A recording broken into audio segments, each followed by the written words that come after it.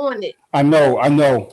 Because that was my homie. Oh my goodness. I think we're not live because I'm not signed in the restream.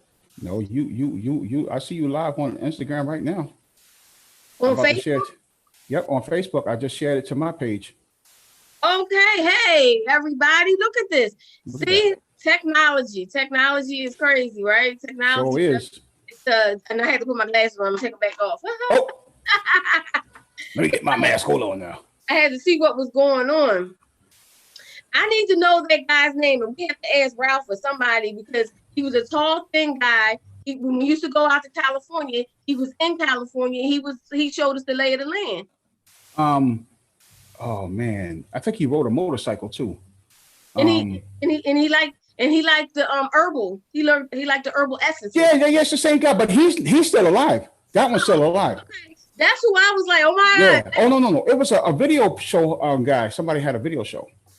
So somebody had a video show. Oh was it not Mason? Something Mason, was it? Oh, I can't remember. But yeah, I think I had read where we lost somebody. So oh my goodness. I wish we I'm going to do something to keep us all together, and I'm going to tell you about that. Okay.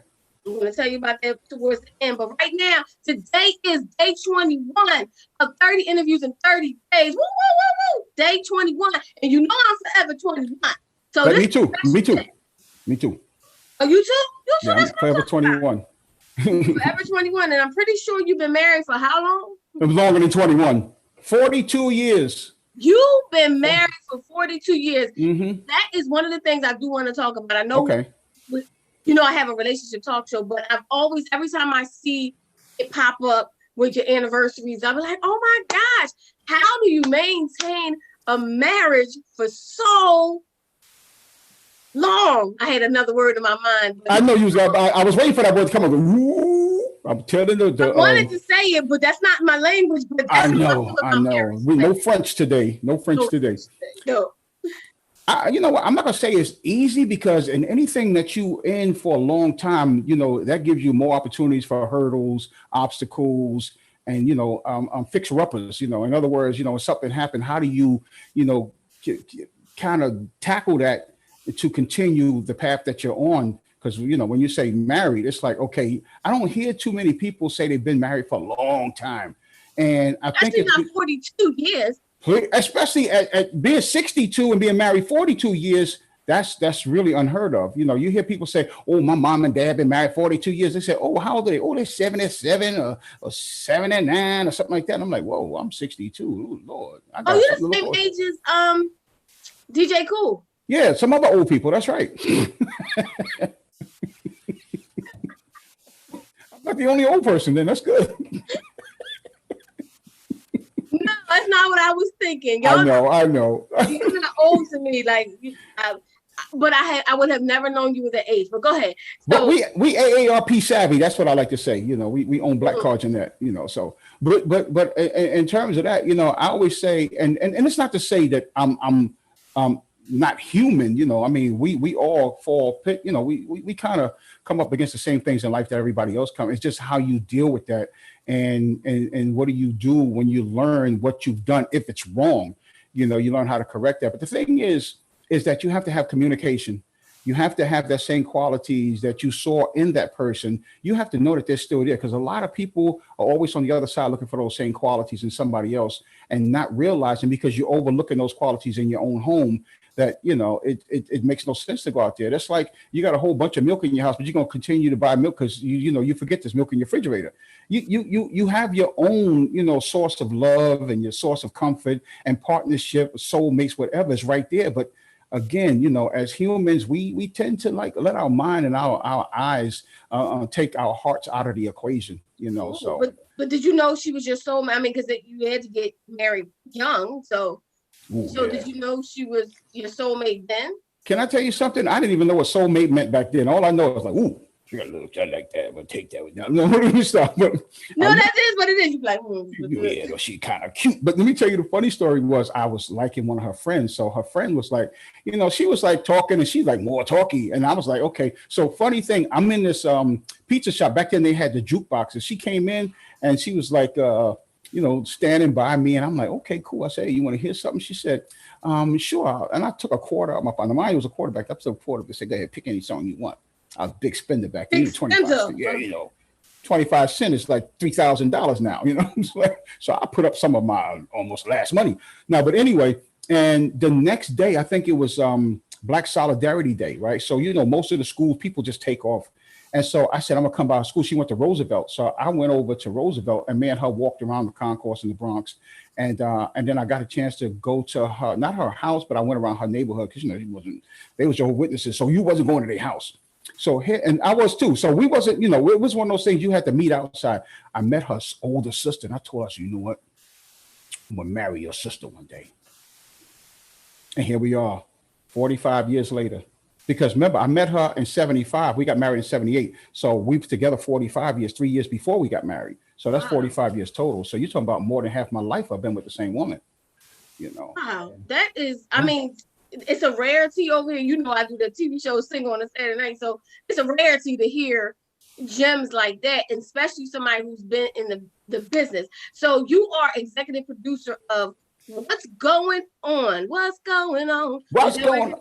Let me tell you why I named it that. And I love the Marvin Gaye song, but I said one day, if all goes well and I'm still older and getting older and my mind start losing, or I start losing my mind, I'll still be able to remember the title of my show.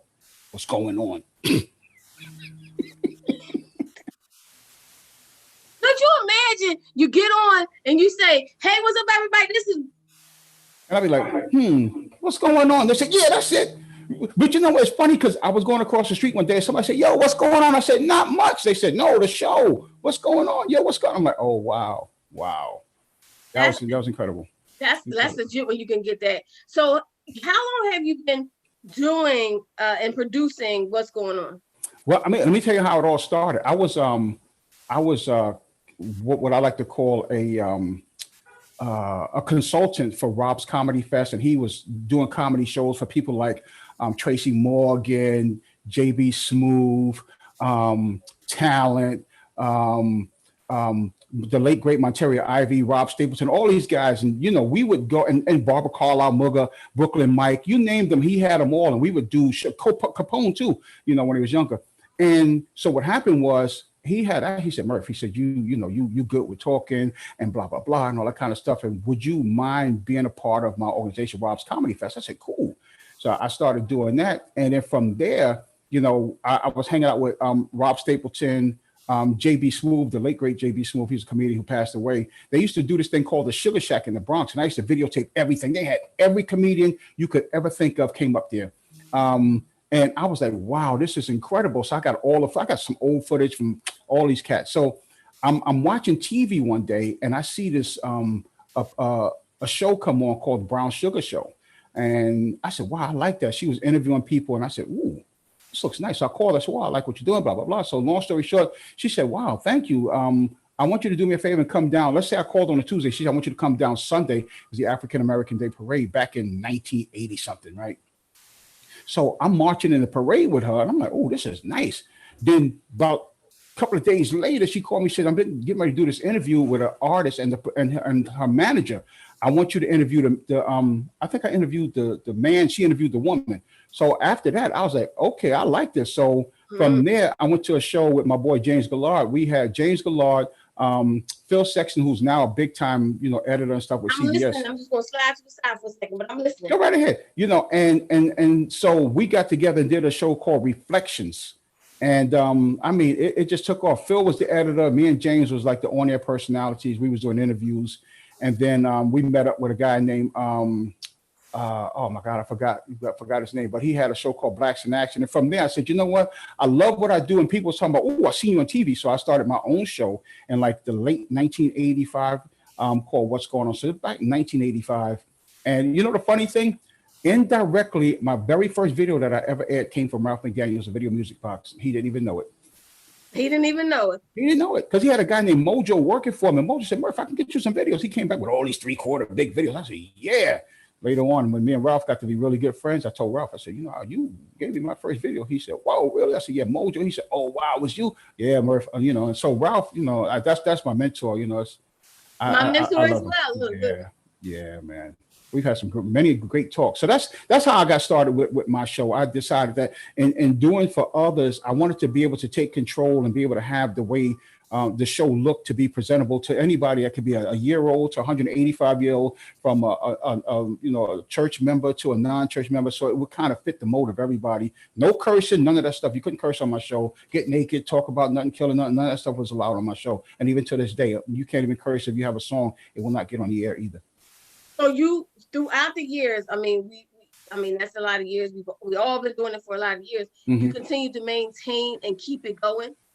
Yes. It's all about not trying to reinvent the wheel. Like I tell people, there's so many more smarter people than myself, and who have probably tried to reinvent the wheel and that couldn't work. I said, just go to the hardware store, get a little oil, spray it, put it on the wheel, and let the wheel run smoothly for you, because that's the only way it's going to work. So if you out there trying to reinvent yourself, reinvent the whole process, it's not going to work. So what I did was I learned how to make adjustments as time went on. You know how the music industry went. It went from yay to woo, So what do? You either adjust or you get out of it. And a lot of people got out of it. And I learned to adjust.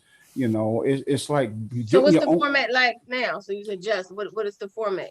Well, it has a lot to do with whatever's pertinent, whatever makes sense, whether it be politics, people with businesses, music, whatever, it happens to be some, we was promoting club nights, like, events in like restaurants where we had karaoke, where we had, come out and do Throwback Thursdays, those kind of things. So I would videotape some of that and put that on the air too. So it was always about, the music that I love. And that's the old school classic soul music.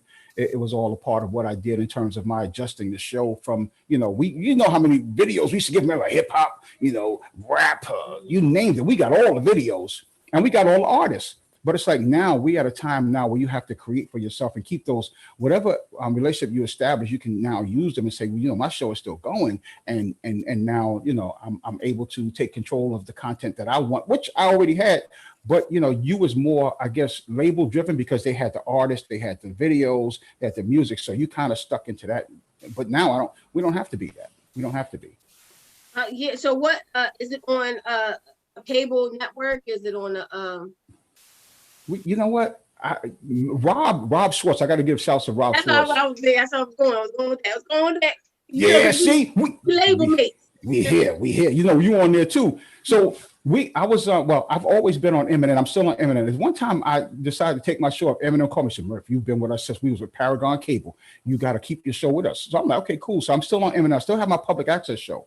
But what happened, I was on Colors TV. I was on Fox affiliates up in Portland, Maine. I was on NBC. I was on all kind of affiliates. And when I got to Colors TV network, we was living large. I'm on 5 or 6 times a week. I had shows on like 2 or 3 shows a day. They really looked out for us. And all of a sudden you wake up one morning and bam, you get an email, Colors TV is not happening anymore. So Rob said, Murph, you know what? I'm starting my own network and I'm only taking the shows that made some sense to me. You're one of them. I said, whoa. So I said, wait a minute. You know how we hear stuff and, you for example, there's a deal on the table. You go to sleep, you wake up, the deal is missing and the table, So I said, let's see how this works. And then all of a sudden, I'm like, he said, Murph, you ready? He said, I'm getting ready to put iFame TV and send me this as the specifications, and I sent the show. Next thing I know, I'm like, whoa. Then he started getting on all kind of networks. Now he's on Apple TV, Roku TV, and he's on other platforms in like over 200 million places. I'm like, whew. Like, wow, what a godsend. So Rob Schwartz, man, who Mag Distribution, who Mag. And not only that, he's also a distribution house for artists. And some of his artists have been considered for Grammy nominations. And I'm like, go ahead, Rob. So, and he produces, he does editing, what you name it, Rob does everything. So kudos to Rob. For those of you who want to know about what Rob does, he's Rob Schwartz on Facebook. Check him out, Who Mag Distribution, man, Who Mag TV, Who Mag everything, man, So kudos to him and thanks for, taking my show and and doing what you do with it, man. It's beautiful. Absolutely. I'm thanking Rob too, because like I said, we are label mates. And when I see that, because we're all video shows all around the world. I mean, well, I guess it is all around the world. Right. And then you get to see, all right, wow, cool. We still here. We're still doing this. We're still on the same, doing the same thing. Right. So it was good to see that. So definitely shout out to Rob for giving us that, that platform. So you're doing the show. So was this your full-time job, or was this something you were doing on the side? When I first started, I was working for Taylor Business Institute, which was a proprietary school. I was assistant director of admission. So I was like top rep, and I was making good money. And I was like, but I was still doing my show. And so the director of the school, she came to me one day. She said, you're our number one representative, assistant director. But I also know you're doing your show, and I don't want the company to suffer. And I know you don't want your show to suffer. So what she did was she offered me an opportunity. Now, mind you, I was making not only good money, but during the course of the month, there was this retention rate bonus of $750, $1,200, and $2,500. I was always hitting the $1,200, $2,500 mark. So any given month, I would come home with $1,200 to $2,500 extra. So she came to me with an offer. She said, I'm gonna give you an opportunity to get into what it is that you do by resigning. And in 6 months, if whatever you do don't work, you can come back with the same salary, same position. And that was in the letter. And this was in this was 80, 83, 84.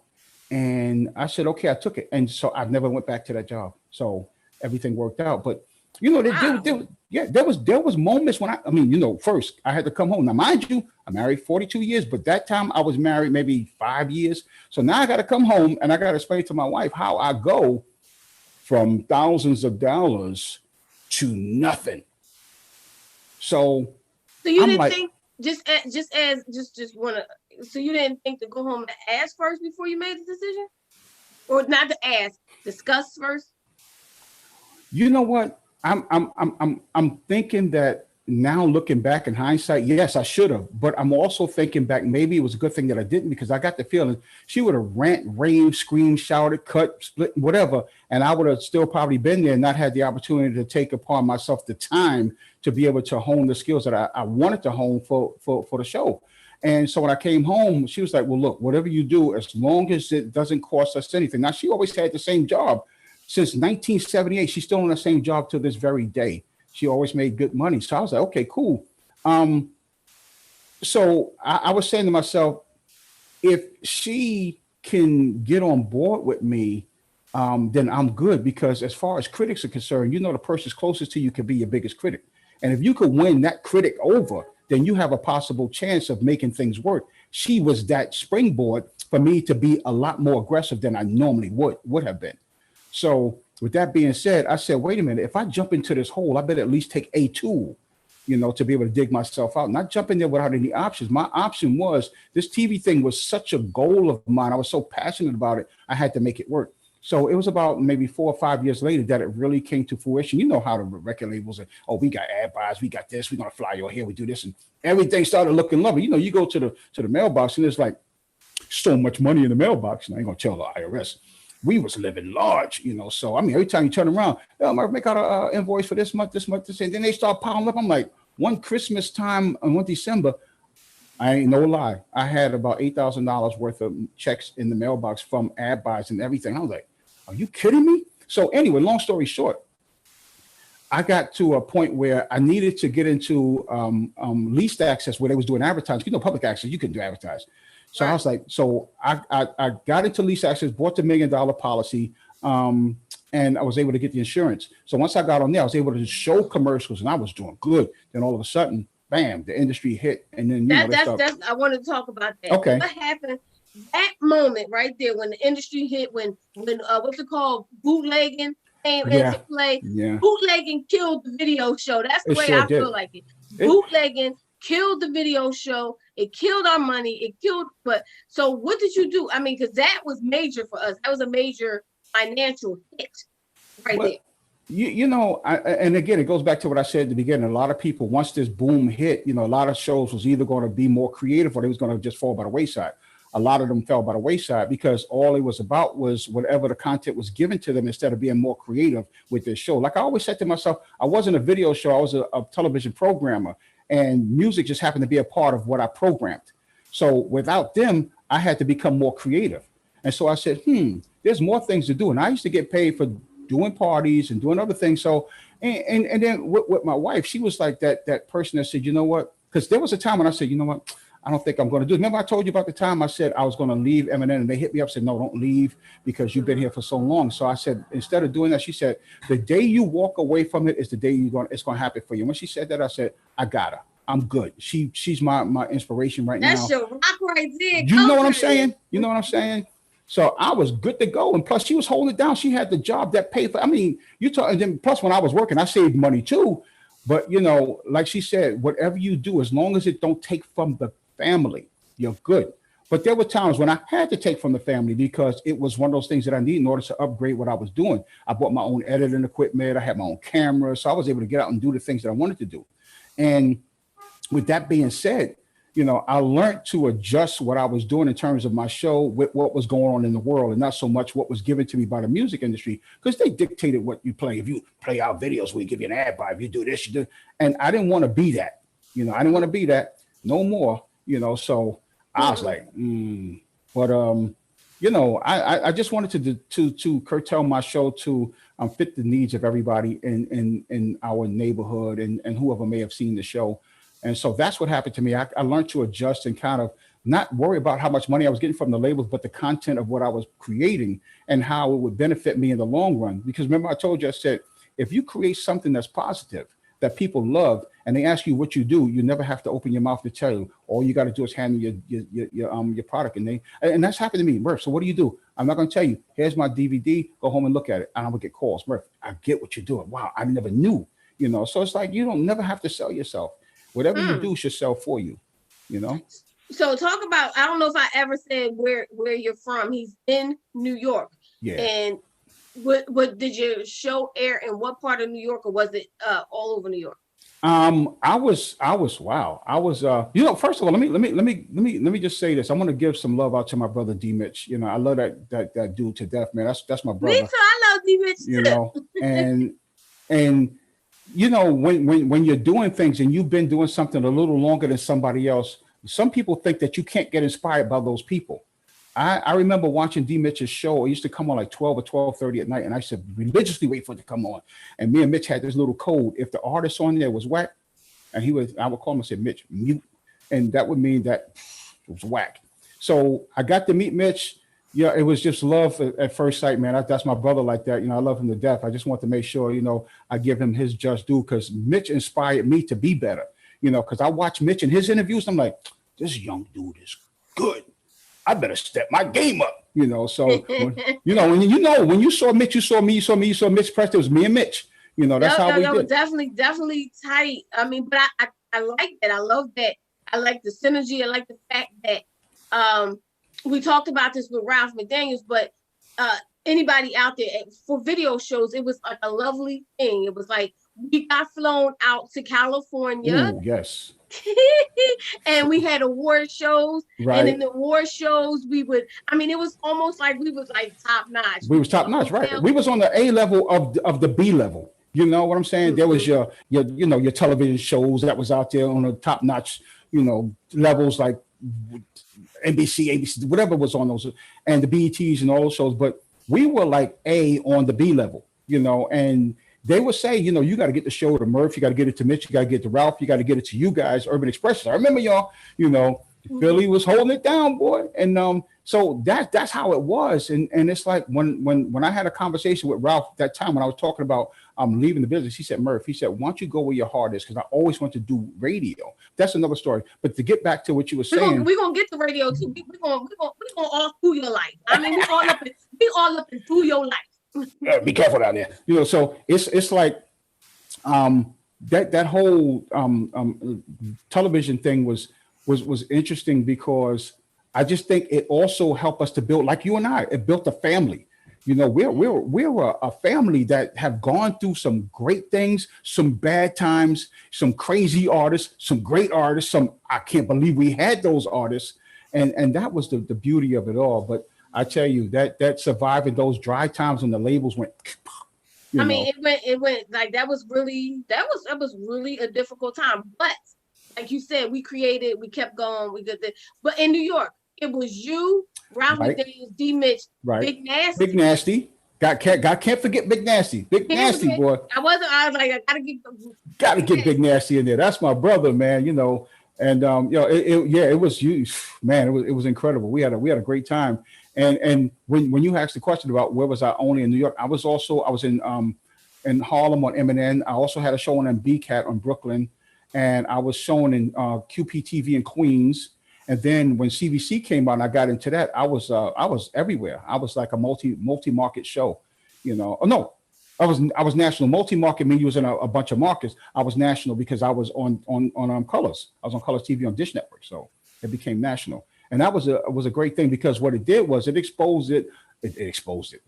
Let's take that English word back. Not even in the dictionary. It exposed me to people who I knew of me, but now they got a chance to see who we were. Like we had a chance to see who they were. So people were in the magazine, get the CBC report, say, oh, so that's what he looks like. That's who she is. That's what they do. That's where they are. So we got a chance to kind of put faces and names and everything to the faces. It was a beautiful thing. It is a beautiful thing because then not only did we go to California, we had press days, and press days meaning we would come most of the time we were coming to New York to do a press day. So one of the ones I can remember is Diddy or Bad Boy. Right. Go up there, they would set it up real nice. And, you know, they had all the cameras, and you had to do the work. But show up. You just walk in, and the camera, lights, camera, action already set up. And that was another opportunity for us to see the other video show. Right. That was beautiful, and you know what, like you said, to meet the other video shows, because it would be, some people would not realize it would be like 15, 20, even maybe 30 shows in there at the same time, you know, interviewing the same artist. And what I did was I said, you know, I have to be a little different than everybody else, because some of the artists, if you interview them in this like so many shows one after another, the artist at some point will be like, it gets monotonous to hear the same question all the time. You just answered that 15 other times. So I always prided myself on making it a conversation between two people. Like if I saw you on the street, Shelly, me and you're not going to talk about the same thing you and the last person you saw on the street talk about. That's what made us different. You know, it's like, I'm not going to ask you, okay, so tell me about your album. Okay, so tell me when you got started. So tell me, you know, that became, you know, a routine for them. And I didn't want to fall into that routine. So I said, you know, and then the great thing too was when like the video shows that were actually making their mark, and it's no knock on any other show. I don't want to do that. Mm-hmm. It was normally like if you had to be somewhere, because, you know, we had a lot of things we was doing. So we show up to a press day and I say, yo, listen, I got to be out of here in about 40 minutes. You know, I said, well, Murph, what we're going to do is we're going to get you in, you know, or, you know, me and Mitch, we have something else to do. And they would get us in. And it's not to make it so that we were so good that we were better than anybody else. No, it was a time constraint. So they adjusted to that because they didn't want to and anybody else would have did the same thing. Somebody would said, but some people came in and that was all they were doing. So they sat there and enjoyed themselves. And with us, there was a lot of things that we were doing. So we had let them know, and they would say, no problem, I got you. So y'all go ahead. And we would ask the people, would it be okay? They would say, no problem.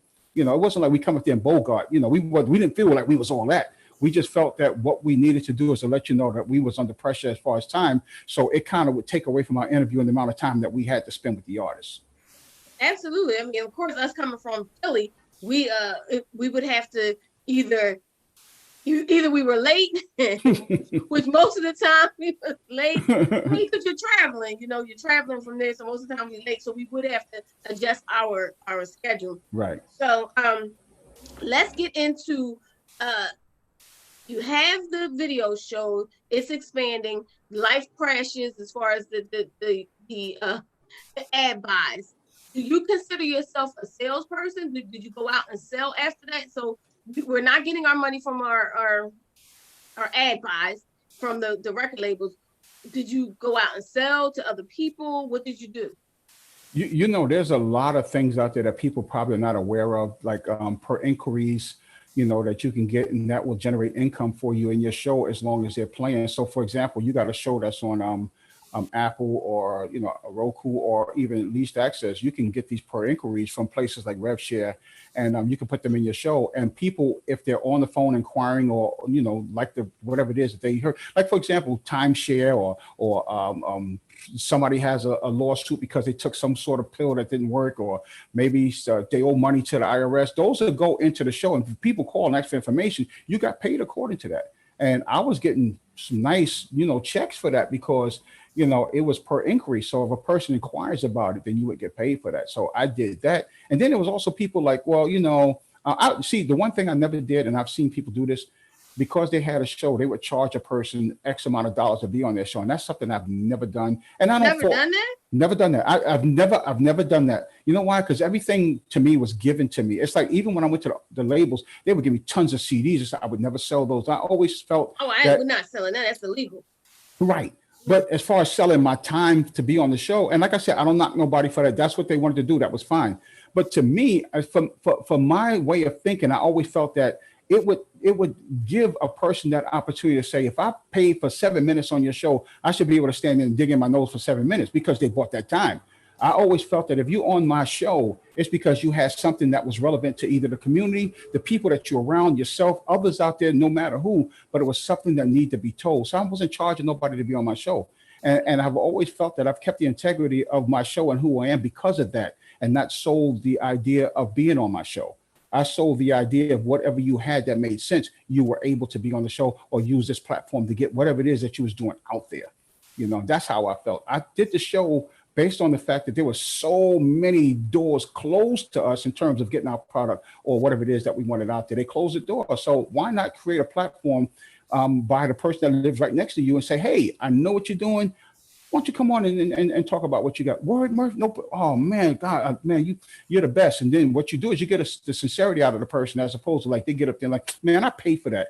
And I'm like, because I wasn't getting into none of that. It wasn't you going to pay to do whatever you wanted on my show. Either you came on there because of what you're doing, or you wasn't on the show. It didn't make no difference. And even the artists, I'm going to tell you, artists themselves, like even Snoop, when Snoop was on my show, and before he was on another show and he was smoking weed and all that kind of stuff. And that's Snoop, you know, that's what he's going to do. But when he got to me, I said, Snoop, there's no cursing, there's no smoke. He said, oh man, Murph, I respect that. And I'm like, because I don't see you smoking on BET, you know, unless you in BET in the basement, they allowed that. I don't know. But I know you wasn't doing that on MTV and on BET. And I felt the same way about my show as everybody felt about those other shows as well. You couldn't come on my show and treat my show less than you did the other shows that was out there. That's how I felt about my show. As you should. I mean, so was that, so no cursing and no smoking, was that for religious beliefs, or that just be? That was just me. That's just you? I felt I had kids. I didn't want my kids exposed to that. So why should I be out there selling that? That's like somebody say, you know, my kids smoking, they're doing that, but you out there selling drugs. That's kind of contradictory, because you're giving it to everybody else's kids, but you don't want your kids to be exposed to it. So I felt like if I'm going to preach something, let me be something. So if I'm going to be the same thing that I preach, then that's what I'm going to be. If I'm going to be opposite of what I preach, I shouldn't preach it. You know, and like I said, it has nothing to do with anybody else's, you know, way of doing things. That was just me. And like I always told people, I said, I've created and carved out a lane for myself that I like to travel down, because not too many people on that lane or in that lane. If you see them, they probably have the same beliefs that you have or feel the same way you have about things, and their goals for, you know, are kind of the same. So we can travel together. I don't want to be in front of nobody. I want to be next to you and or holding hands with you. And we all get there at the same time, because I believe that there's no such thing as a finish line. There's always things that you can do to achieve and to continue in this race. Once you consider yourself the race, that means you leaving this life. This race will never ends. It never ends. There's always things to learn while you're running. You know, sometimes you take a long time to get there because you got to stop and like, wow, you know, ooh, you know, there's a lot of things that you have to learn to deal with on your way through that race. And obstacles are something that if you don't know how to deal with, by the time you get to the end and you never went to an obstacle, that first time that you hit the ground or fail, you're going to be lost. You're going to be in trouble. Like Mike Tyson, when he got knocked down the first time, he's looking around for his mouthpiece. You know, he's like, he was lost. That's the first time he ever been down. He said, whoa, I'm down here and I think something was in my mouth. Where's it at? He's looking for his mouthpiece. He didn't know that feeling. But once he felt it, he didn't want to feel that again. You know what I'm saying? So that's my thing. Is a champion is not a person that win every fight. A champion is a person that get knocked down, finds a way to win. They brush themselves off and they do that. Also, a successful person to me is not a person that makes themselves successful, but helps others to become successful. So that's the model that I live by. If I can help you, I'm gonna help you. There's people out there right now that probably dislike me or, probably hate certain things that I'm doing. But if they call me today and say, Murph, I got this thing, what do you think? Bro, if you need to be on my show, sister, you need to be on my show. I got you. That's what the purpose of the show is to help you and you and you. That's my purpose. That's your purpose. So talk about you mentioned Snoop Dogg. We interviewed a lot of people in our time, right? Who is one of the most memorable interviews that you've had? Bad or good? Well, I'm going good now because then I'm going bad. I'm going good first, bad, and then bad. I'm gonna tell you, one of the greatest interviews that I ever did was with Fantasia. Fantasia was a total sweetheart. I mean, it was almost like sitting there talking to either my new girlfriend, my ex-girlfriend, who we still had a good relationship with, or my sister, because it was that kind of relationship. We had that giddy, that huggy, that it was just so nice, and it was just, the interview was just so beautiful. And then on the other side of that, I had Jagged Edge and Snoop Dogg was two other great ones, because we was at I forgot what label we was at, but Snoop was there, and he had on Snoop Dogg clothing. I said, wow, Snoop. I said, yo, those are nice. I said, with my sweater. He said, Murph, he said, I got you. He had his friend that was there who ran the showroom at 1410 or 14, whatever it was, that down on Broadway. He said, Aaron, he said, come here. He said, I need you to take care of my man Ken. I said, okay. He said, so Aaron said, Murph, come down to the showroom tomorrow, pick out whatever you want. Whatever you can't carry, we got boxes for you. I said, yeah, okay. Next day, Aaron called me. He said, Murph, he said, I'm going to be in the office at such and such. You can meet me down there. I got down there. There was big boxes on the floor that was empty. And he said, look around the showroom. Whatever you want, take it. If you can carry it, take it. Whatever you can't carry, I'm putting it in the boxes and I'm sending it to you. I said, you kidding me? Wow. And some of my interviews, I have on Snoop sweaters. I got a Snoop suede this. I got a Snoop that. And I will never, ever forget that. And let me tell you something.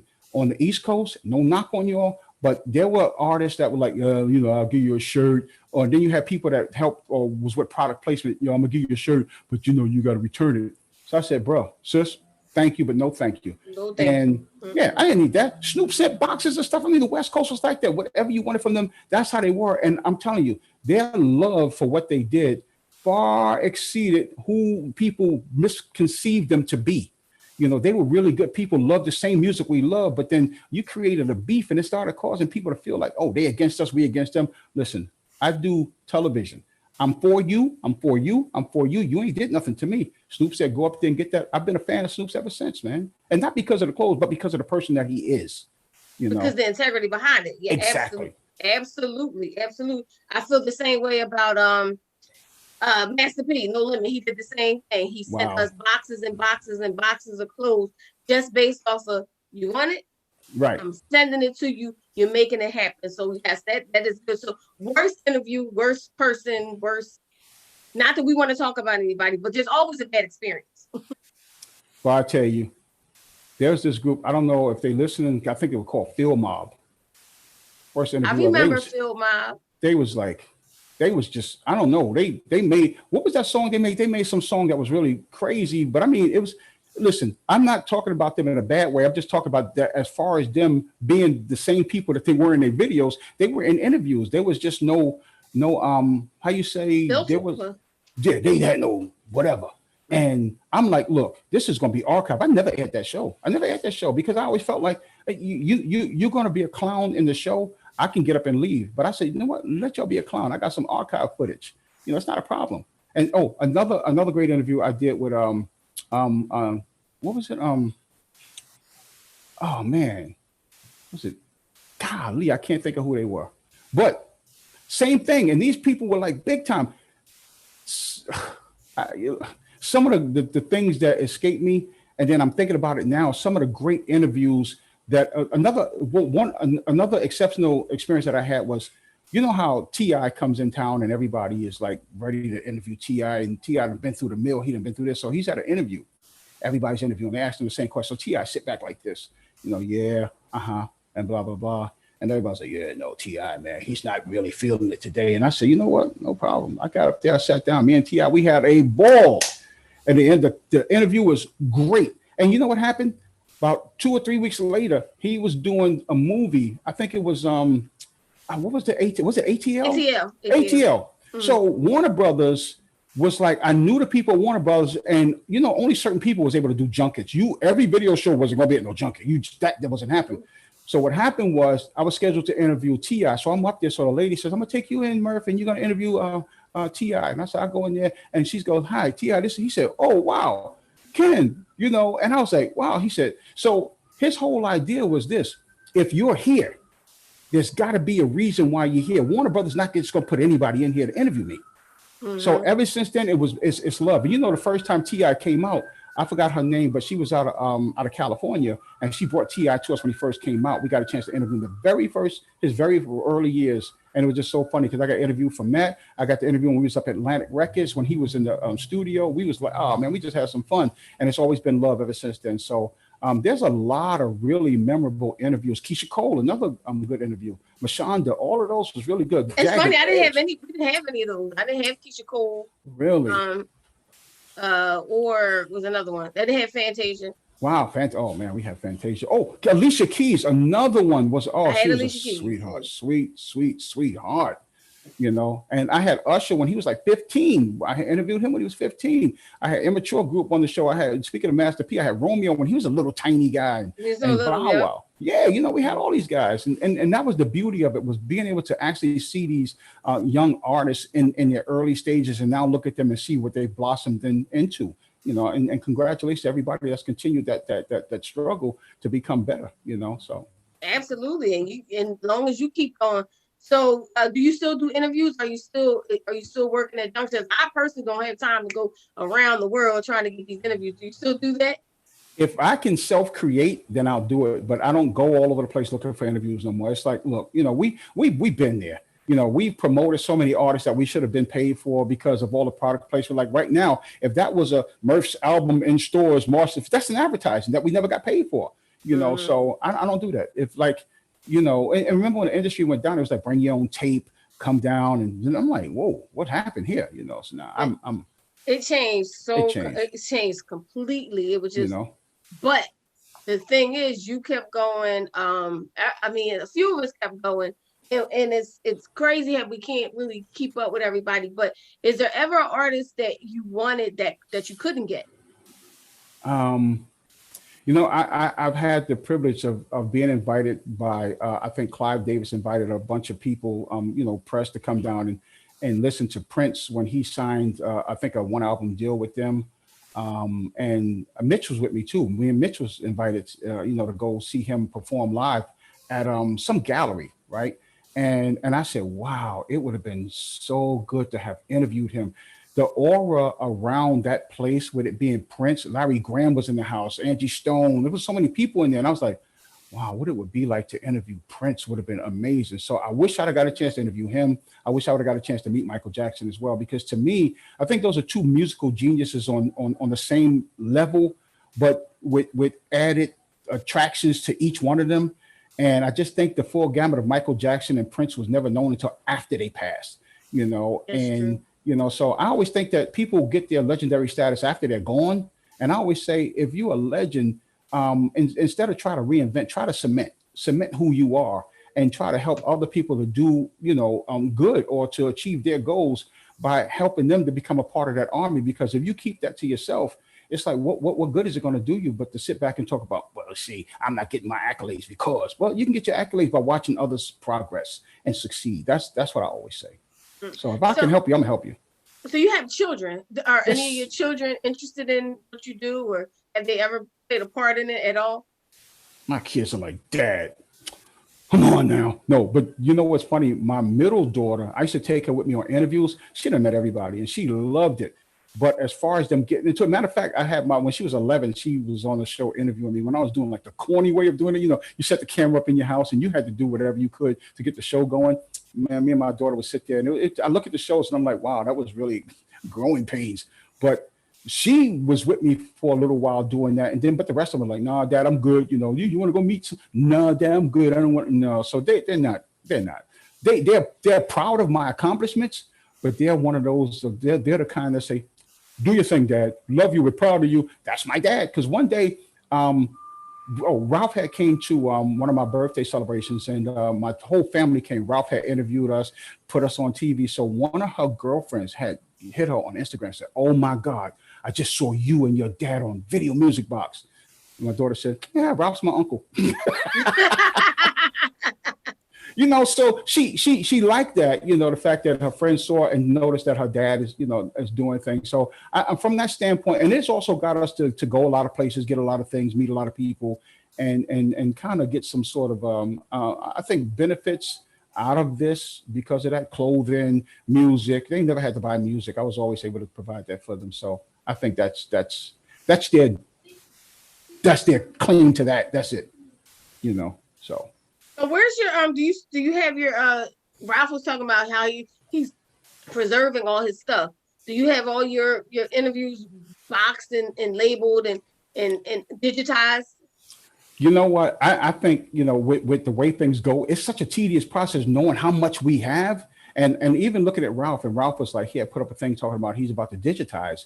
And with all the interviews that he have, it's like, it's so time consuming and financially crazy, you know, to be able to do that. But, you know, they are starting to make things that allow you to do it at home. And I'm like, even then it becomes time consuming because, you know, as we get older and more things are happening around the house and this pandemic and so many things going on, we kind of find ourselves doing more things and don't really have the time to digitize. I am right now in the process of trying to find somewhere to just digitize my stuff.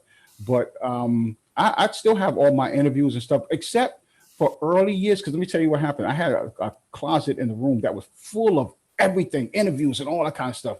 So my wife was like, "Oh, you know, I need that closet, blah, blah, blah. One day I'm going to come in, I'm going to clean it." I'm like, "Okay, no problem. You clean it out. That's fine. We'll move it somewhere else." I was out one day. You bet you know where this story's going. I came home and I'm looking at the garbage cans piled up. I'm like, "Ooh, somebody throwing out videotapes and what is all that?" I'm like, "Wow." So I go upstairs and she said, "Well, I cleaned the closet out."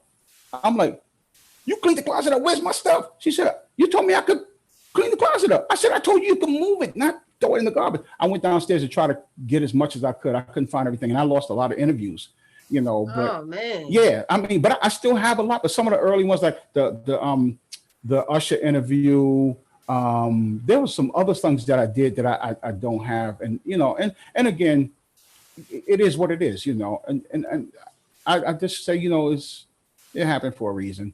You know, but you know, it did. It happened for a reason. I don't know what reason it is, but I do understand because we lost some stuff too. Lord, knowing you know, because you see so many people putting their stuff up from the past, and I'm looking, I'm like, wow, I had that. But and it can't. It's crazy though, you know. But I'm like, wow, it's fun to just think back and know in your mind you still have that. I still have it in my memory bank, and then there are shows that I have that have those artists in there, like I'm looking and oh, that's you. Hey. Call from. This is a call for Big Mirth from. To accept this call, press 1. The caller into voicemail, press 3. Did you send me in the voicemail? Nope. I pressed 1. You there? Hey, did you know that Cam Earth have a whole hotline? Look at that. Yeah. I got a whole hotline here. It's a whole hotline, cold line, fresh line, you name it. I got it right here. What's going on? You just trying to test me. I saw the number pop up. You saw the number pop up. I just wanted to make sure y'all knew that he's got the whole system. You want to talk? You want to make a request? Is this for the radio show? Then let's talk about the radio show. Wow. You caught me. I'm looking like, that looks like some Philly number there, you know. So all right, we'll hang up now. Right. Wow, because I'm looking, I'm like, who gonna call me? Because normally I get calls and requests while I'm on the air, but she was testing me, see if I. One thing, you know what? It's funny because you know how people use social media to project somebody that they're not, you know. And I've always said I'm not going to put anything up there, even when I cook.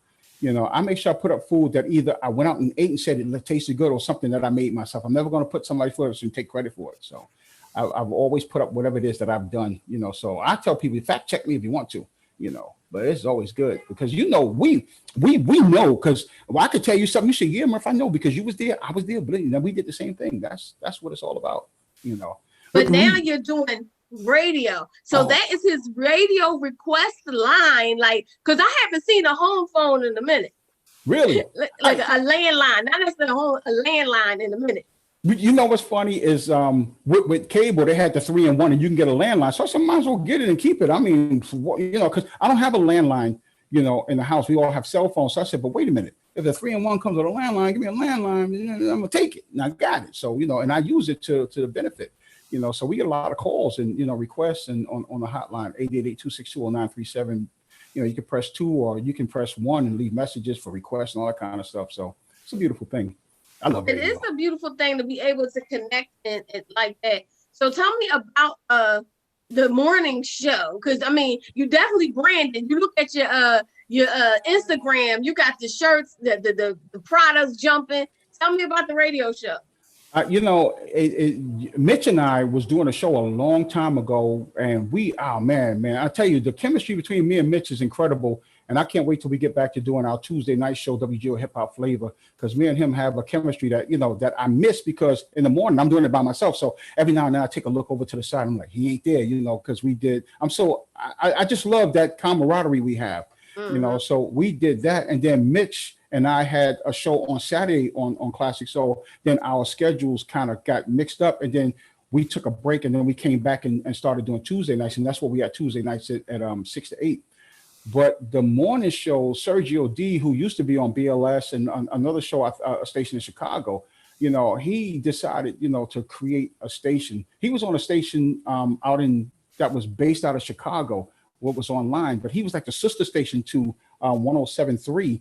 And so I was on there too. So Sergio had the sister station where he was playing like the jazz and classics and, R&B. But the other station was playing everything. I mean, they had the Honeys at the weekend, all that kind of stuff. I got to get out of here. So Serge said, he asked the guy that owned it, he said, who's that guy you got on there playing all that classic stuff? He said, Murph. So he said, give me his email. Sergio emailed me, said, Murph, I want to start my station, but I would like for you to come along with me and be the morning man. So I'm like, like I said before, you hear things and then you say to yourself, it's going to take a long time to do, or maybe it ain't going to happen. Man, I got a call a week later, said, Murph, you ready? I'm like, huh? I was like, what? Because I know he was live. And I'm like, we don't want to go live. I wanted to pre-tape. And that just blossomed into me doing a morning show. I've always wanted to do the mornings, and I've always wanted to play the music that I've heard others play, and not, get the recognition or the accolades that music should get, because it was on radio, and radio just at some point didn't realize how great music really is, or how to market it in an age where people are not trying to hear the love making music. They want to hear you curse somebody out. They want to hear you beat somebody's mother up. They want to hear you throw a baby out the window. And it's crazy.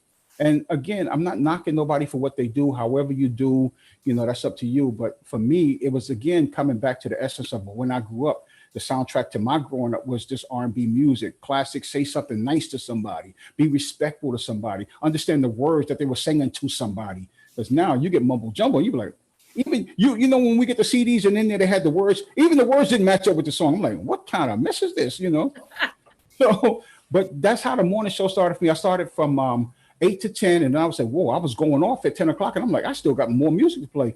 So I went to 11. Then I said, you know what, let me do 8 to noon. And I've been doing 8 to noon for about, the better part of 13 years. Let me say, I wrote it down. I got like about over 3,100 shows and over 12,000 hours in already in over the 13 years. And I've played over 208,000 songs. So it's like, you really do have it down to the numbers.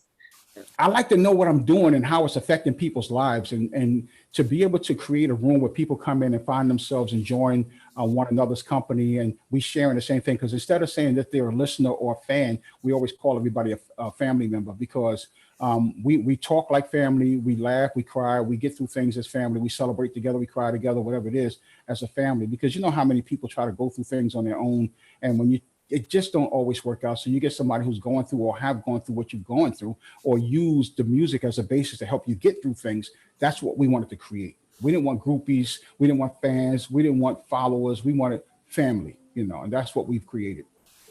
Is it internet based or terrestrial. It is internet based because, you know, there were terrestrial radio stations that was asking us to do something for them, but they didn't want us to do what we did. So we said, that's the reason why we're doing internet radio, is because we want to play what we want to do and reach more people. Like, there's stations that can't reach as far as we reach because they don't have that internet presence. They do have, like, you know, terrestrial, the antenna for as far as it can reach, you know, but you know, a lot of people have started going online, but we've been able to take this to the next level in terms of what we do with a lot of artists that we meet who are now coming to us, bringing us music. I mean, we've met some of the greatest artists and biggest artists, and we play their music and they listen. You know, it's funny listening to Marshall Thompson of the Shoutouts. He was listening to the show one day. He said, "Whoa, you played a song. You smile the same old way." He said, "Murph, I forgot about that song." And, you know, so it's these little things that just make you feel good. And there's artists right now that are still making music, but they have no platform, and then we're that platform. So I love it. You know, you in it. It's people that radio and TV forgot all about, but we continue to keep their legacy going. Absolutely, that's what we're doing. Hey, that's what we're doing here. We are at that hour. We're almost at the hour, and I wanted to talk to you about Indie Black Media Network. Okay. And that I wanted you to consider being a part of the Indie Black Media Network, which is a collective of all media creatives, the podcasters, the internet radio stations, all those creatives that make up media, the Indie Black Media Network. And it's going to be a media mastermind group. And I want you to be one of the masterminds to be a part of it. We're going to mentor other people. So I would like you to consider it. I'm not asking for an answer unless you want to answer right now. Okay. But I wanted to put that in your ear, put that buzz out there, and this is what I'm working on right now. Wait, you see a bug in my ear? Why ain't you tell me now? It's a big old bug right there. Now I'm on it. I mean, you know, when we get off, you know, tell me more about it, what you need for me to do. And I mean, you know, I'm all for the progress of what we do in terms of taking it more, you know, further out. That's what I like to do, because I think, you know, I always use the movie Malcolm X, when he went down there to bail out, you know, people that were locked up, and they said, "Just you?" And he said, "No, look out the window." And there was FOI, and he said, you know, power in numbers. And I feel that, you know, is what we're doing. We're adding our spin on an army that was already created. We're just now in addition to that. You know, because there's people out there who've created this already, and now we're soldiers. And if we all can get into the army and make it bigger, then we have a better way of getting our voice heard. And that's what Indie Black Media Network is all about, making sure people see it. So go, Ken Murph. Go, Ken Murph. What? Oh, watch out. My big old head gonna roll right off now. So tell them how they can get in contact with you, listen to you, watch you. Well, when you know, in New York and all those other areas, and on the Roku and all that good stuff.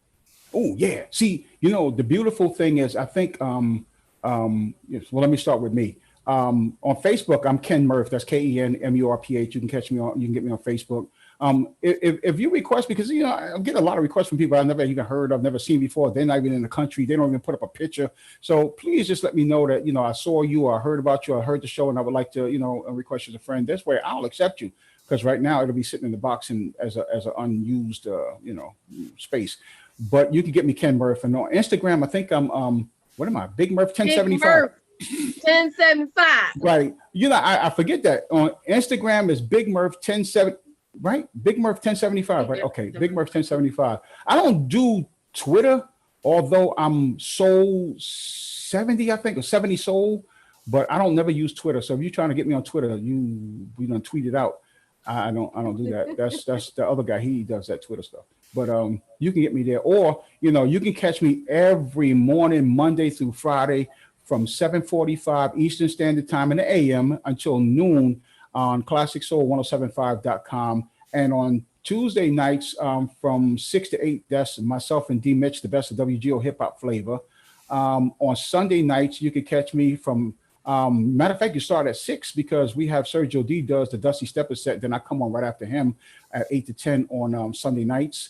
And I also just started a new show called, let me get the name of it because I'll be forgetting. I just started this Monday. Midnight Moods at midnight on Monday nights, right after the Quiet Storm with Sergio D. I'm on from midnight to 2 a.m. And it's kind of mellowing people out who just need that kind of mellow flow, so I do that. So I'm like on 26 hours a week and just trying to get this music. I love what I do. I love it, so you can call me at not just listen to me, right? 888-262-0937. That's our toll-free number. Or you can email me, bigmurph@classicsoul1075.com. And that's how you can get me. Yes, that's Big Murph, aka Ken Murph. And that's an abbreviated name. Ken Murph. Yeah, Kent Murphy. Murphy. Hey, who's Kent Murphy? Ken Murphy. Have you ever, this is the last question. Do you ever feel that you have to do things to keep this going as far as making money? We're talking media, we love what we're doing. We're here, we're doing this. But do you ever feel like I have to create something to make money? And what might that be? Something, I'm gonna tell you something that I've used as my motto to myself is that if I started out with this being a money-driven type of situation on how I can make money from it, I think I wouldn't have put out as good a product as I have and over the years. And I say that because, and it's no knock on anybody who do things because, everybody has different situations and you create things in order to either give back or to get in return some of what you give back in order to make your ends meet, because everybody has bills. And so you now have to find ways to kind of, to make that money. See, I've always learned the thing of the word residual income. And right now I can go to sleep and I'll still be getting paid. And that's one of the things that I enjoy. And the fact that now I'm retired, I get paid anyway now. So, but I retired from going out there and getting on the train to go to work. Now I'm doing, and I can devote full time to what I do. But in answer to your question, in terms of trying to figure out ways to make money, I am right now, Shelly, in all honesty, if I stop what I'm doing today, I will be all right. I think over the years, what we've built, and this goes back to being married, is if you build a foundation where the both of you in coming in gives 100% of how we feel about each other and our goal in creating something at 100%. The percentages, they vary during the course of your marriage, because if your wife loses a job, you become 100% of the breadwinner because you bring in the money. But she gives 100% of taking care of the household and doing other things. So again, it goes back to 100%, although the percentage is broken down. Well, I'll do 80% of paying the bills. You'll do 20% of, whatever else, but it still comes out to 100%. And I think a lot of people get that percentage thing screwed up. You're supposed to come in as 100%, agreeing that you guys are ready to do this. But during the process, things happen. Pandemics come, people lose their job, both may lose their job. So now one have to say to myself, I'm going to take care of the household because the kids are here. And the other one say, I'm going to figure out a way to make sure that we have, the things we need, the necessities in order to get through in life. So I've never done anything with the idea of making money through it. I've always said that the greatest gift I can give to anybody is the gift of who I am. And the fact that gift can in turn help you to give to others. The old parable, I don't want to come to your house and keep bringing you fish. I want to teach you how to fish so that way you can teach somebody else. So it becomes a process. So if my show, and that has happened before, where I've helped others to get on TV and they would put me in their credits and I say, don't do that.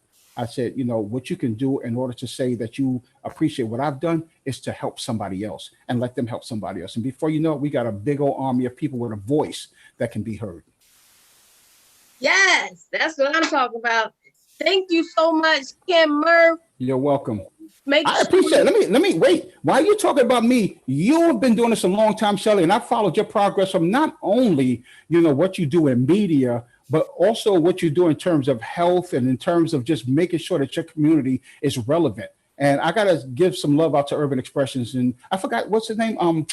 Ed Brunson. Ed Brunson, yes. Right.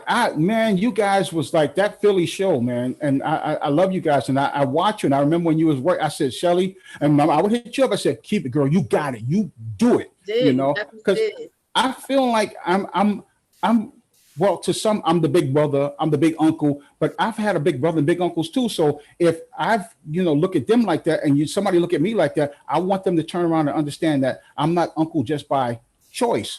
I'm uncle on everything. I'm uncle because you see something in me that helped you. So now I'm your big uncle or your big brother. So it's my duty to make sure that you succeed and that you help others to succeed. That's the greatest gift that I can give a person, is the ability to become successful. Yay. Well, thank you so much. And that's why I can't wait to tell you more about the Indie Black Media Network, because that's what it all stands for. And I need you. All right. Yeah. Big shout out to everybody out there. Like I said, Sergio D from ClassicSoul1075.com. It was his vision almost 14 years ago to start ClassicSoul1075.com. So I got to give it up to Sergio D, who just tapped me on the shoulder and made me a musical household name, or on-air personality household name. D. Mitch, my brother, I love you. Ralph McDaniels, who's my mentor in terms of visuals, him and I had conversations and said, Murph, go where your heart is. So I just want to thank everybody. My brother, Mike Jacobs, Mr. Excitement, who took me and made me a host of his concerts. Oh, man, it's just so many people I want to say thank you to, but I love everybody. Thank you so much for the love. Our Classic Soul family, I love you guys. Y'all the greatest. Y'all are the greatest, man. Great. Yes, Supreme said, my man, Ken Murph. Robbie D said, hello. Yes, the Disco said, I love doing the morning show. Disco has a morning show right here on the Grown Folks Radio. Nice. Congratulations. Supreme, I know you might remember Supreme, but he's doing Urban Expression. He also does music, but he knows you too. Okay. He's on Facebook under Jamal Carter. But I know Jamal Carter. I know him. We call him Supreme. Supreme. He came out and performed at one of the black movie things. Yep, he came out. That's my brother. Hey, Jamal Supreme. What's up, my brother? Thank you. Supreme. Yep. So yes, everybody's out there watching. Monty on the scene. Wow. My sister Monica. I know you remember her, Monica. Wow. She used to come out to California with us, and when we came to New York, she was right there. Really? Oh my goodness, man. Yes. Listen, I love everybody. She's actually right here to my left, but I think she's making food. What? I'm on my way. Say no more. I'm on my way. I'm on the next thing out of here. Yeah. She's going to say hi, but she's over there making food. Hi. How are you? Hi. Good to see you. Got that big, bright, beautiful smile. Look at you. Look at y'all. What y'all got cooking up over there? I don't know. What are you cooking? Because she was over there frying something. At one point, it got into I was like, oh, really? I'm sorry. And I got macaroni and cheese too. Oh, you listen, my email is, and all I got to do is just add water, right? Yes. Wow. Yep. So thank you so much. You're so welcome. We're going to go, and I will talk to you soon. I'm going to just send you some information. Okay. I appreciate this. Thank you so much, Shelly. Listen, love to the family. Stay safe, and I'll talk to you soon. Thanks, you too. All right. All right. Bye-bye.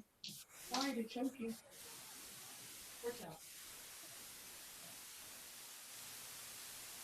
Hey, the seafood macaroni and cheese. It's been sitting in the hey everybody, we are still live. I'm gonna go. We're not gonna stay on long because I have a lot of work to do and I have to figure this whole computer thing out.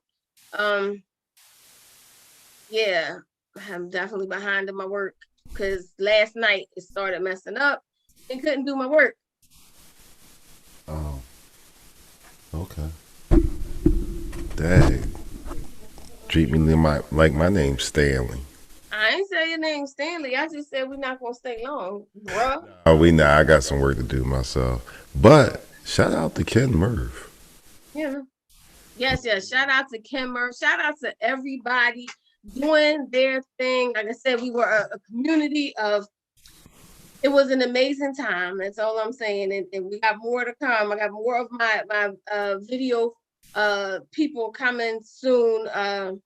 So after this, okay, November 1st, I had the title of November 1st. I had everything ready and the computer went down. So that's the enemy right there. Literally, the title was ready. I had my schematics. I was doing in the middle of doing the flyer. Computer goes down. Wouldn't come back up. Come back up this morning trying to get it done. Still wouldn't come up. So the enemy trying me. He's trying me. But guess what? You don't win because Jesus overcame the world. Boom. Anywho, yes. What I was saying is I felt good because morning show. I have to admit, I like doing this morning show. I like the concept. A different co-host every day. also He does his. He doesn't have a co-host. He does his all by himself. I don't like sitting by myself. I get bored by myself. I feel like I'm talking to myself. No, you're supposed to be talking to the community of people that's listening. True. That's why he said he makes them in the family, because you have to, talk to them. That's who they are. You're talking to the people, everybody, whoever out. I'm telling you, Jamal Supreme, you gotta make me dizzy. Jamal Supreme, all one person. But we're gonna give you a prize at the end of this because you have been tuning in every day. Woo, woo, woo, woo, woo. This is my light. Shine a light on. This is me shining a light on you, Supreme. Shine a light on you. Young lady too. What's her name? Cicely Santa. Shine a light on you. But I'm shining right now. Supreme been here every day. Shine a light on. I'm shining a light on you, Supreme. Shine a light on you. Caroline, come into the lights. Caroline. Get race. Caroline, come into the lights. So did you like this morning's show? I did. I love the morning show. I really had a whole lot more questions. You did actually amazing. I thought your questions and your interaction was great. I'm with Cinda. I'm so glad we're not always talking about the freaking orange person, but you did throw it in there. But I was glad to hear something totally different than politics, because there's something more to life than just politics, because we keep talking about what he's not doing, what he's just doing. Get all that. Just vote. But believe it or not, every week me and Cinda say we're not going to talk about it, and then right before the show he does something completely retarded. That you got to talk. But I'm not going to talk. I'm going to cut that one. So all I'm saying is you did great. It was a great conversation. Malik was good. I really want to get his book. He made a lot of sense as far as don't get into a relationship unless your childhood trauma is healed. And if you can't identify your childhood trauma, then you need to see a therapist or something. But even so, hurt people going into a relationship are pretty much going to hurt each other. And it was good. That was good stuff. I learned a lot. I can't wait to hear more or get his book. Woo, woo, shine a light on Malik. Shine a light on y'all. Shine a light. Okay, I think I'm just happy with the light today. I'm sorry. I'm turn it off. On Seabreeze's podcast episode that's coming out this week. Our podcast episode, he was the guest. Malik Truth. His book is available on Amazon. Check him out. Check out Cinda Williams doing her thing. She in another movie. Shout out to the sister. What's she? Williams' sister. What's she say? Name of that movie? I do not, because I don't remember what she said the movie was. But it takes about 6 months, so we will know more, because she hasn't even shot it yet. So she's gonna shoot it, and then 6 months to even get it out there to streaming platforms. So we'll know more about it. Shout out to her, because during the pandemic, at first nobody was working. This is her 5th movie since. It is her 5th. We've been doing this show. So shout out to Cinda Williams. Cinda Williams. Seabreeze. God takes care of his own. Monica said God takes care of his own. Yes, he does, and he continues to take care of them. And I'm saying shout out to everybody, even on this.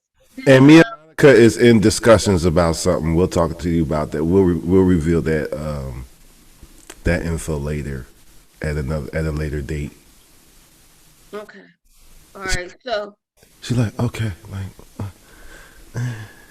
All right, whatever we gonna do right here, the Grown Folks Radio. Did you put that "the" on that joint or what?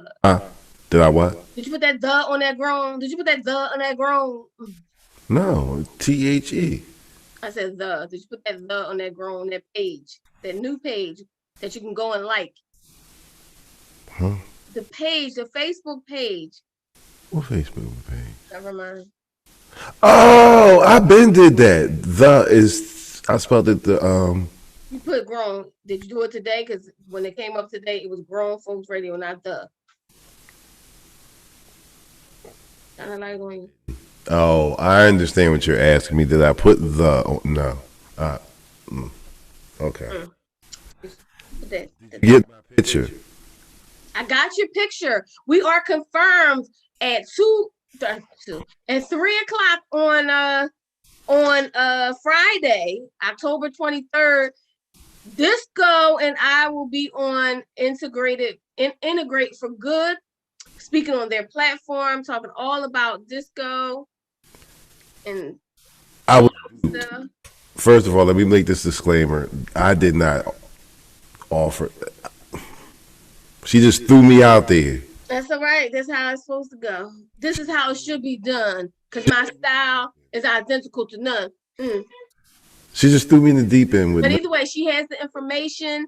I gave her the picture of information. So October 23rd, Integrate for Good. We're going to be on that platform.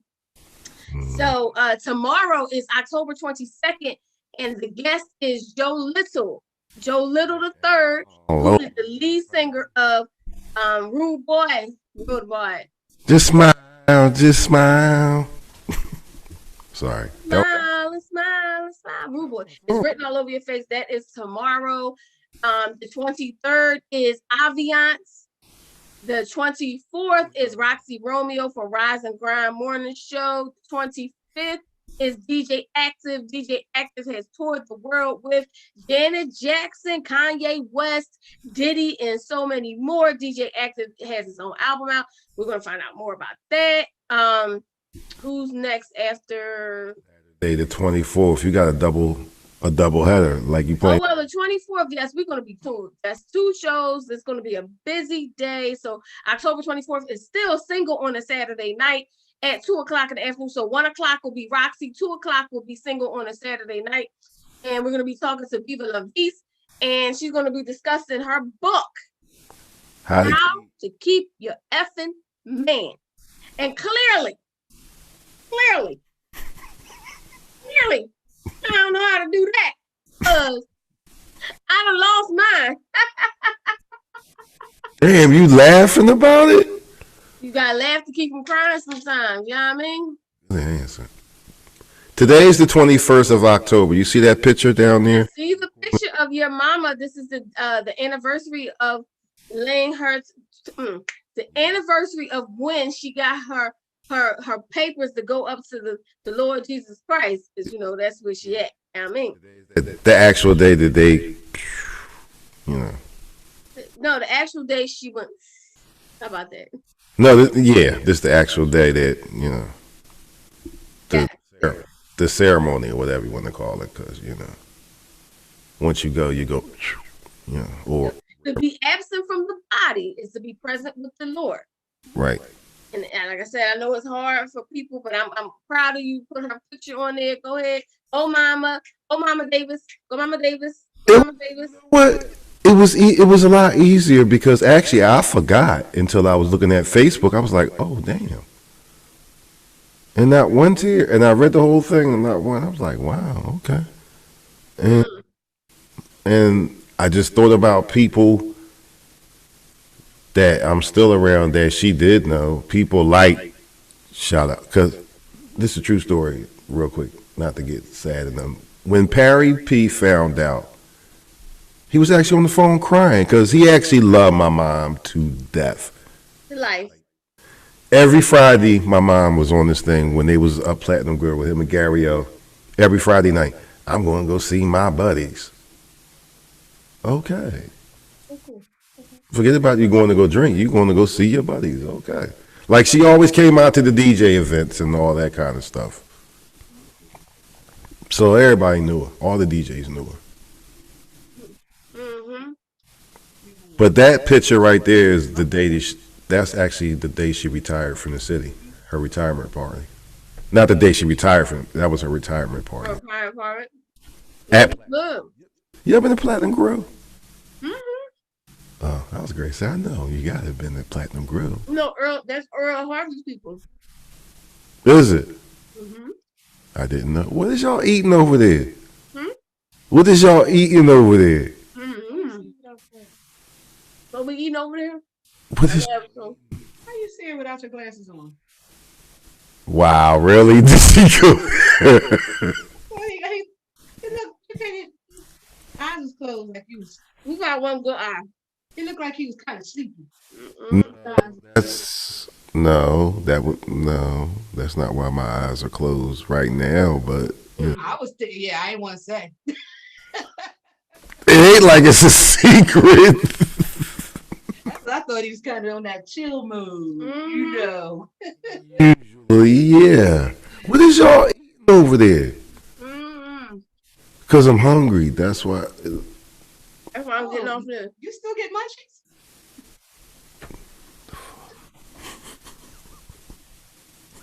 Yeah. Because when people go for so long, they don't get munchies no more. So They're just trying to eat. So I think you're the one that got the smart mouth out the two sisters. That's how they go. Hers is kind of sly with it. She hits you on the. Oh, wait a minute! I think she just got smart. She hits you with the nice jaw, but it's really a Yeah. The backhanded jaw. yeah. On some, So tonight, what's going on tonight? Because I'm getting ready to go. What's going on tonight? Oh, I forgot. Monica and Y Money and Nikki Phelps. thank you. Nikki Phelps are coming through to Melanie at the Dark, hosted by Only For You and Miss Bella. I'll just be hanging around, just a random black guy there. Monica, Y Money's going to be talking about her book. What's the name of the Lifestyle, Volume 1. Lifestyles, Volume 1. And Nikki got some other stuff to talk about. I was sworn to secrecy, so I'll let her tell it. What can I say? Is in Nikki Phelps fashion. So Nikki Phelps fashion, yes, Nikki Phelps. Yeah, it's deep.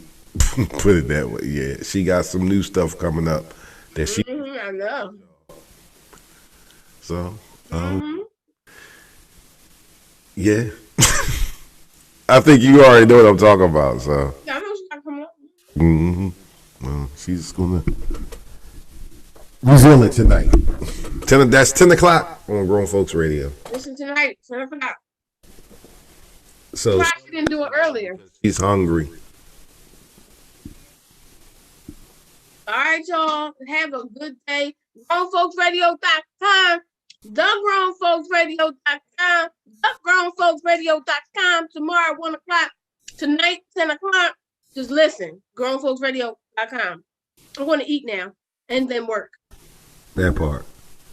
I got some stuff to do. All right. You got some stuff to do. Actually, I do. No, I really do. I know you do. So bye, y'all.